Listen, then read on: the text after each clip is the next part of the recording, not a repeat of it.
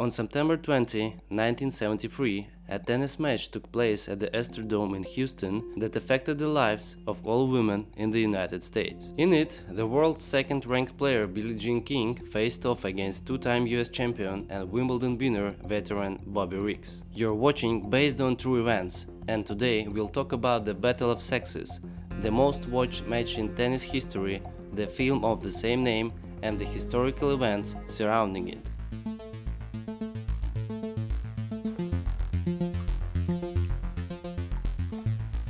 The film Battle of Sexes tells the story of one of the world's best female tennis players fighting for equality between men and women in sports, and in particular for equal prize money. It begins with Billie Jean dancing with her husband, celebrating her victory at the US Open, after which she goes to discuss a certain upcoming tournament with the organizers and learns that the women's prize for the first place will be 8 times lower than the men's.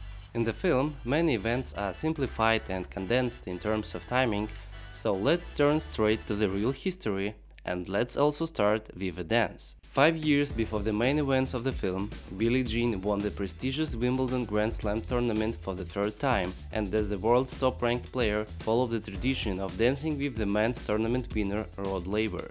And during the award ceremony, she found out that the Laver received £2,000 for his victory, while she got only 750. The difference in prize money was a revelation for her. Although the problem of gender inequality and sexism had concerned her since childhood, and she viewed tennis as a possible platform to change something. For example, in 1955, 11-year-old Billie Jean was excluded from a group photo of tennis players because she played in shorts instead of skirt.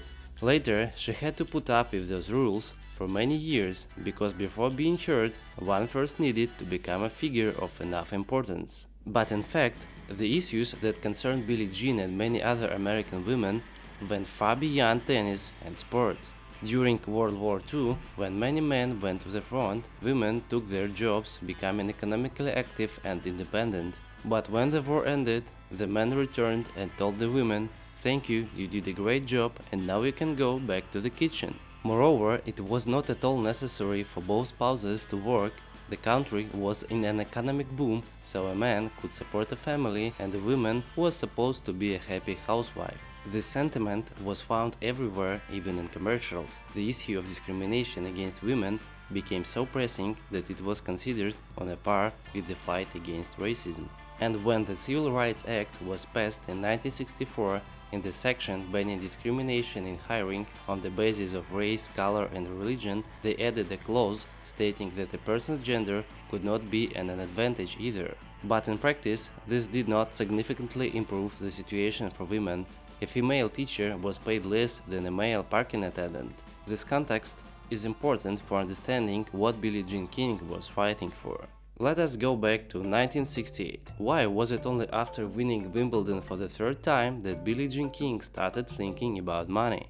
The thing is, before 1968 and the start of open era in tennis, all players were divided into amateurs and professionals. The most famous Grand Slam tournaments were amateur events, and officially players didn't receive prize money. Professionals, however, could sign a contract with one of the tours and participate in small commercial tournaments, but they lost their right to play in Grand Slam tournaments. When the Open era began, amateurs and professionals merged and the prize money appeared at all tournaments. However, not all tournaments had a women's draw. That's because the key organizers of the tournaments were men. In particular, Jack Kramer, one of the Billie Jean's antagonists, was the first executive director of the ATP, the Association of Tennis Professionals. That organization would appear in 1962. We will return to this soon, as one of the film's significant inconsistencies is tied to these associations. In 1970, Billie Jean discussed with Kramer her participation in the Pacific Southwest Open, for which he was a promoter, and she learned that the prize money for women would be 8 times lower than for men. Kramer believed that the women's tennis was less interesting from a sporting point of view, so he wasn't going to pay more. Then Billie Jean decided to organize her own tournament for women at the same time as the Pacific Southwest, thereby proving that the women's tennis attracts no fewer spectators and should be paid accordingly. Billie Jean and 9 other notable women players, later known as the Original Nine, came together and signed symbolic contracts with Gladys Heldman, the publisher of World Tennis magazine. In the film, Gladys is depicted as something like Billie Jean's agent. In reality, she was mother of Julie Heldman, one of the Original Nine. That is how they created their own women's Virginia Slims tour, sponsored by a tobacco company. In the film, Kramer responds by threatening to expel Billie and the other members of the Original Nine from the Players Association. However, in reality, at that moment, there was no single influential tennis association, only several small unconnected organizations and commercial tours.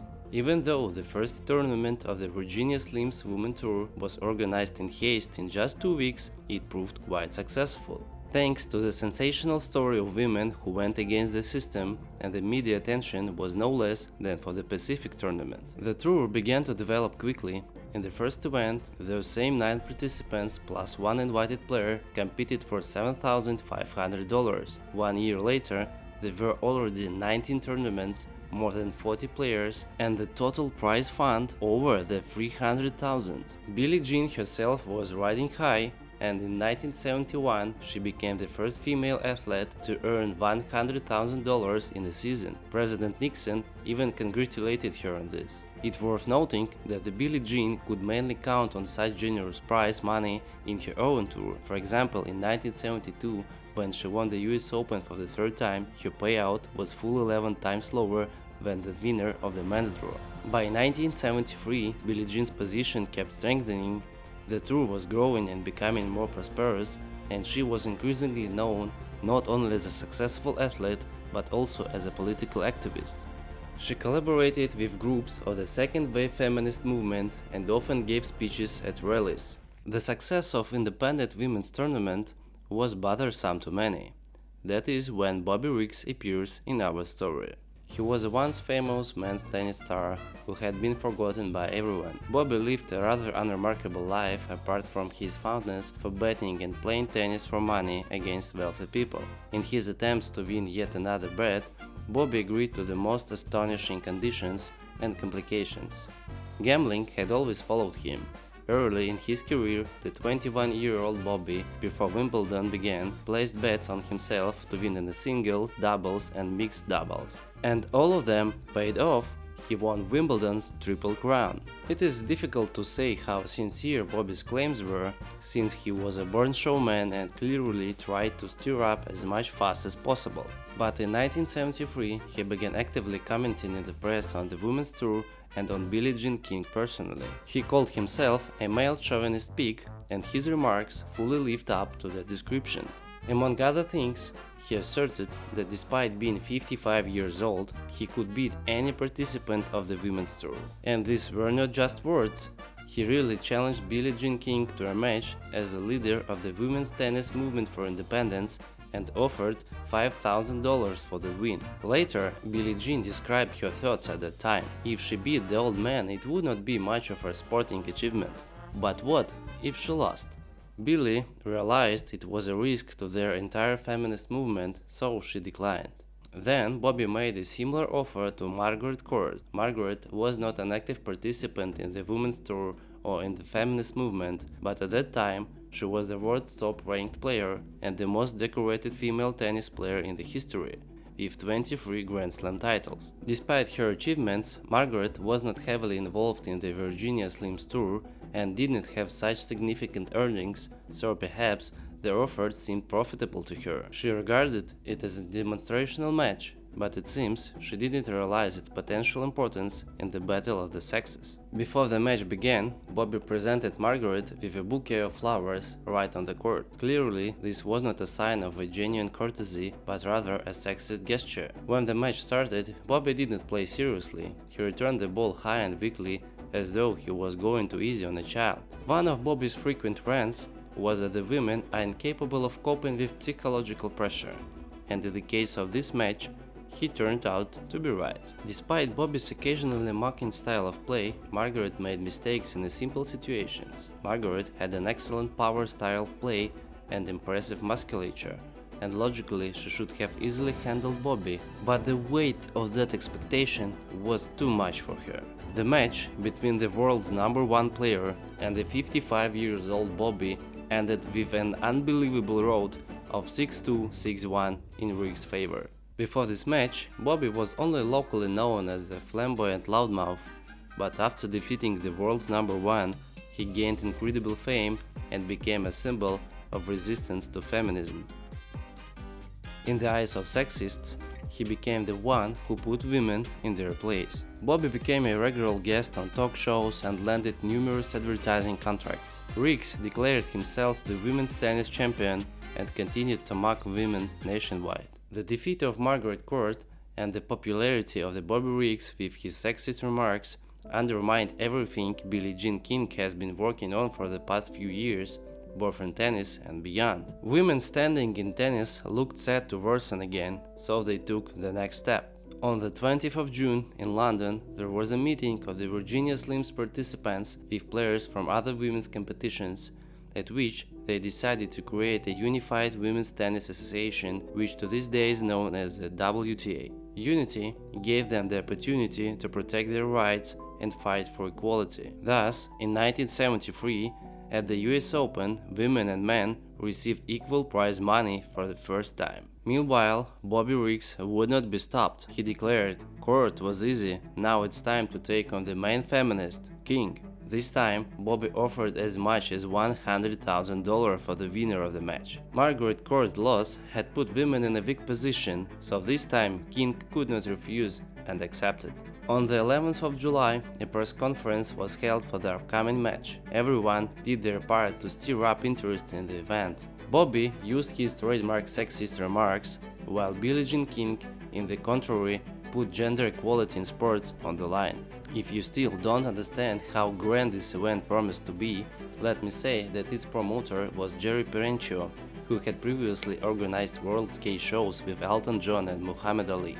No, they did not fight, those were different events. It was precisely Perenchio who guaranteed $100,000 for the winner. The best arenas in the country competed for the right to host the match, and the Astrodome in Houston won, guaranteeing $250,000 in ticket sales. ABC won the broadcasting rights, paying $750,000. There were still about 2 months left before the match, and Bobby didn't waste any time, agreeing to advertise just about everything and appearing, it seems, in every possible TV show.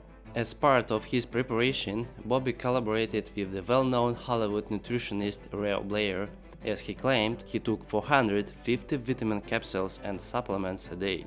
According to Rick's sons, he ignored full-fledged training and believed in his easy victory. King, however, approached the match far more seriously. She felt enormous pressure as she was fighting for the entire women's sport and largely for the position of women outside of sports. Even without that pressure, she was not in the best emotional state, as during that period she realized she was non-traditional in her orientation and would somehow have to tell her husband. 10 days before the match, Billie Jean King completely separated herself and focused on preparing. The match was scheduled for the 20th of September 1973. The excitement was incredible. 30,000 spectators in the arena, 90 million television viewers in 36 countries. The advertising was selling for $80,000 per minute, comparable to the Super Bowl. It was not just a match, but a national show with important cultural and political aspects. In the stands and around the arena were feminist organizations, student activists, and sport fans. At the entrance, you could buy merchandise that said "Male Chauvinist Pig" with Women's Lip Queen. Riggs stepped onto the court wearing a toga, seated in a rickshaw pulled by women in miniskirts. Billie Jean King appeared on the court atop a golden palanquin wearing a crown and accompanied by half-naked gladiator athletes. Before the match began, she presented Riggs with a live piglet in response to his nickname.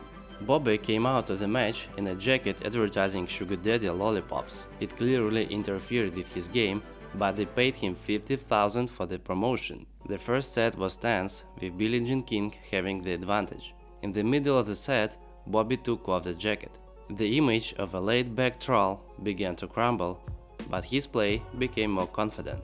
At the score of 2-2, Riggs broke King's serve, winning his service game. She immediately answered with a break of her own, restoring the balance. At the end of the set, Riggs again lost his serve, losing the set 6-4. Had male dominance come to an end, or was this another trick from showman Riggs? Before the match, he had as usual placed 15,000 on his own victory. After losing the first set, he asked a friend to bet another 50,000. Prior to the match, the bookmakers had Bobby as a favorite. By placing 1,000 on him, if he won, you would have gotten back 1,500, whereas if you bet on Billie Jean and won, you would have gotten 2,500. But after he lost the first set, the odds of Bobby winning clearly went up. His plan was to play a 5-set match and wear Billie Jean King out. Women never play more than 3 sets, which was partly one of the arguments for why they should be paid less. In the second set, King continued to play aggressively and precisely, using the full depth of the court and cross-court shots. Riggs changed tactics. He began coming up to the net more often and using drop shots. But King read the game well and responded steadily. At the score of 3-2 in her favor, King earned a break point on Riggs' serve. After a couple of long rallies, Bobby made a mistake at the net and King made the break 4-2. King confidently held her serve and made it 5-2, and although Riggs continued to fight, King didn't let him come back. At 5-3, King served for the set solidly with the right plays, finishing it with a winner down the line. Third set. No more chances for Bobby to make a mistake, but it seems that he has no remaining trump cards either. Billie Jean King immediately makes a break and leads by the score of 2-0. Bobby still fights on, but at the 3-2, Billie Jean King makes another break. At the score of 5-3, Bobby is serving. He must win the game or it will be the last one of the match. The victory over Margaret Court, combined with his outrageous behavior, instantly turned him into a star, but defeat would just as quickly return him to oblivion. Bobby's only chance is to throw Billie Jean King off her game. He steals the time, citing arm pain, but none of it affects Billie Jean in any way. King is energetic as though the match has just begun. The game is fought on equal terms. Bobby commits double faults on serve and King earns several match points, but she can't convert them. Until Bobby once again hurts himself on a volley at the net. The Astrodome exploded with applause. Billie Jean King defeated him not only physically but also tactically, and most importantly, she forced him to abandon his jester persona and lose like a true athlete. Bobby accepted defeat with respect and dignity. The myth of men's superiority in tennis had fallen. Billie Jean's victory opened the doors for women's leagues on television and attracted great sponsorship attention to the women's sport.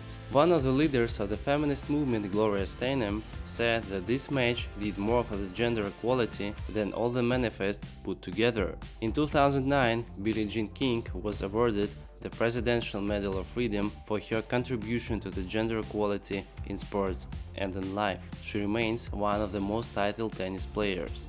The main tennis center in the United States, where the US Open matches are held, bears Billie Jean King's name. In 2020, the women's counterpart to the Davis Cup, the largest women's teams competition in tennis, was renamed from the Federation Cup to the Billie Jean King Cup.